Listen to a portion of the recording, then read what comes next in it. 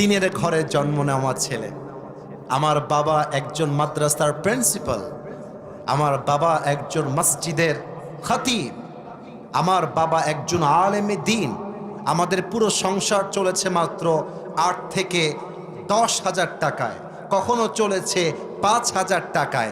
Message আমার একটাই ছিল, মাথায় রাখবেন, বড় লোকের চাইতে গরিবের সম্পর্ক আল্লাহর সাথে একটু বেশি হয়, একটু বেশি। না, আমি ব্যাখ্যা করছি কেন বেশি হয়।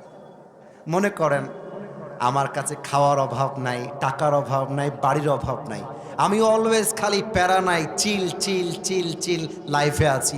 আমি তো রবকে স্মরণ করতে পারবো না। আরে রবকে স্মরণ তো সে করবে যার বাসায় 2 বেলা আগুন জ্বললে, চুলা জ্বললে 1 বেলা জ্বলে না।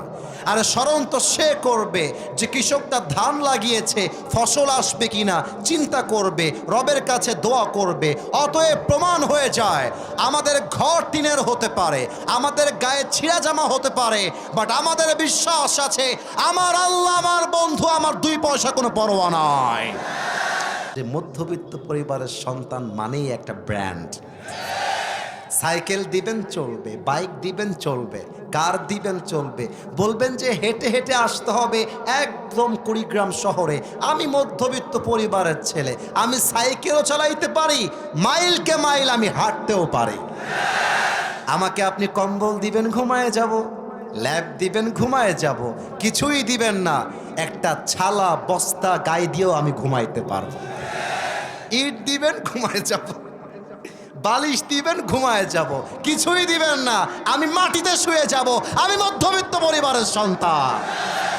আজকে কুড়িগ্রাম সদরে আসলাম রংপুর শহর হয়ে। রংপুরে একটা 5 স্টার হোটেলে আমার থাকার সুযোগ হলো গত 2 দিন।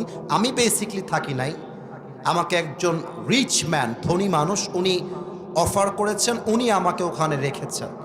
আমি অবাক হয়ে গেলাম, 5 স্টার হোটেল, ভিআইপি, ভিভিআইপি, তারই পাশে ছোট্ট একটা বাড়ি আছে, একদম জীর্ণ শীর্ণ বাড়ি। একদিকে 10 তলা বাড়ি, আর একদিকে ছোট্ট একটা টিনের বাড়ি। কিছু লোক আছে দেখবেন, বাড়ির মালিক হয়ে গেলে, টাকার মালিক হয়ে গেলে, একটা গরিব রিক্সা চালক যদি তাকে সালাম দেয়, অহংকারে টাকার দাপটে সালামের জবাবটা পর্যন্ত নিতে চায় না। কিন্তু মাথায় রাখবেন, আপনি মরে গেলে আপনার বেটা বলবে আমার বাড়ি, আপনার বেটা মরলে নাতি বলবে আমার বাড়ি। আসলে এই বাড়ির মালিক কোনো বান্দা নয়, এই বাড়ির মালিক আসলে একজন, তিনি কে? পরের জায়গা, পরের জমিন, ঘর বানায় আমি রই, আমি তো সেই ঘরের মালিক নই। একটু গান তো আমার সাথে কুড়িগ্রামবাসী। পরের জায়গা, পরের জমিন, আমি তো সেই ঘরের মালিক নই। ঠিক কিনা বলে? সেই ঘরখানা যার জমিদারি, আমি পাই না তাহার হুকুম জারি, আমি পাই না জমিদারের দেখা, আমি পাই না জমিদারের দেখা, মনের দুঃখ কারে কই, আমি তো সেই ঘরের মালিক নই। একটা লাইন উঁচু আওয়াজে গাইবেন, জাস্ট একটা লাইন, গান আমার সাথে। পরের জায়গা, পরের জমিন, আমি তো সেই ঘরের মালিক নই। ভাইরে, পরের জায়গা, পরের জমিন, ঘর বানায় আমি রই, আমি তো সেই ঘরের মালিক নই। ঘরের মালিক একজন, তিনি কে? আপনারা এবার হাদিস শুনবেন, একটা ঘটনা ভিত্তিক হাদিস, যে ফাতেমা তার বিপদে আপদে ধৈর্যশীল কেমন ছিল এবং আল্লাহ তাকে কি জাযা দিয়েছেন, কি প্রতিদান দিয়েছেন। ফাতেমার ঘরে একবার এত অভাব আসলো যে 3 দিন যাবৎ বাসায় চাল, ডাল, ভাত কিছু নয়।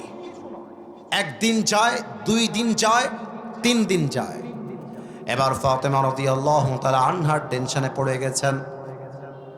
আমি না হয় ক্ষুধার যন্ত্রণা সহ্য করব, আলী না হয় সহ্য করবে, কিন্তু হাসানের কি হবে, হোসাইনের কি হবে? এবার আলী রাদিয়াল্লাহু তাআলা আনহু আর ফাতেমা রাদিয়াল্লাহু তাআলা আনহু 2 জন বসে গিয়েছেন। ফাতেমা ডাক দিয়ে বলছে, আলী কি করা যায়, ঘরে তো বড্ড অভাব। আলী রাদিয়াল্লাহু তাআলা আনহু ডাক দিয়ে বলছে, ফাতেমা এক কাজ করো, তুমি তোমার বাবার কাছে যাও, আব্বা জানকে ডাক দিয়ে বলো, ইয়া রাসূলুল্লাহ, ইয়া হাবিবাল্লাহ, আতিনি শাইআন, আপনি আমাদেরকে কিছু খাবার দান করেন। 3 দিন যাবৎ সবাই ক্ষুধার্ত হয়ে বাসায় বসে আছে। ফাতেমা ডাক দিয়ে বলছে, স্বামী আমার, তুমি যা বলবা, আমি তোমার বউ, আমি এক চুল পরিমাণ ডান বাম করতে পারবো না। কিন্তু আজকালকার যুগের মেয়েরা কেমন হয়, স্বামীকে মানে কেমন করে। স্বামী বলে তুমি পর্দা ছাড়া বাহিরে বের হয়েও না, আর বউ গিয়ে টিকটকে জামা খুলে নেচে বেড়ায়। মিথ্যা বললাম না সত্যি বললাম বলেন? অনেক বউ আছে স্বামী থাকে প্রবাসে, আর স্বামীকে প্রবাসে রেখে বউ দেশের মাটিতে পরপুরুষের সঙ্গে পরকিয়া করে বেড়ায়। ফাতেমা ডাক দিয়ে বলছে, স্বামী আমার, তুমি যা বলবা তাই আমি একদম অক্ষরে অক্ষরে আদায় করব। বাবার কাছে আমি যাব।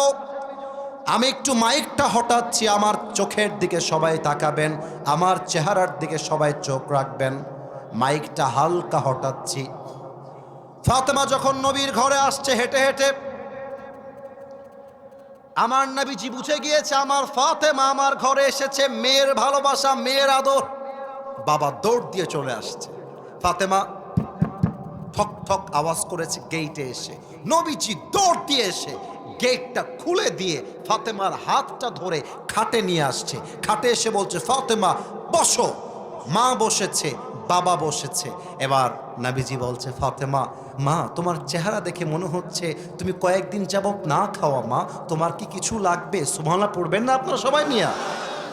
একটা কথা মনে রাখবেন, ছেলের সঙ্গে মায়ের সম্পর্ক একটু বেশি গভীর হয়, আর মেয়ের সাথে বাবার আদরের সম্পর্ক একটু বেশি হয়, তাই না?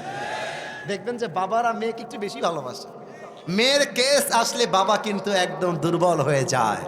তো নবীজি বলছে, ফাতেমা আম্মা জান, তোমার কি লাগবে? I am your father, just tell me what you need. কি লাগবে আমাকে বলো। ফাতেমা ডাক দিয়ে বলছে, আব্বা জান, 3 দিন যাবত না খাওয়া, 3 দিন যাবত। আতিনি শাইআন, কিছু খাবার দেন, হাসান হোসাইন আমি আলী সবাই খাবো। নবীজি বুঝে গেছে ফাতেমার অবস্থা খুব ক্রাইসিস দিয়ে যাচ্ছে। এবার নবীজি ফাতেমার কাছে ধৈর্যের পরীক্ষা নেওয়া শুরু করেছে। Look at my face, don't look at anybody, just you have to look at myself. আমার দিকে তাকান। নো তাকবীর, তাকবীর হবে না। স্টেজে আসবেন, তাকবীর হবে না, কারণ আমরা কোরআন থেকে তাফসীর করছি, বিশৃঙ্খলা করা যাবে না। ঠিক কিনা বলেন?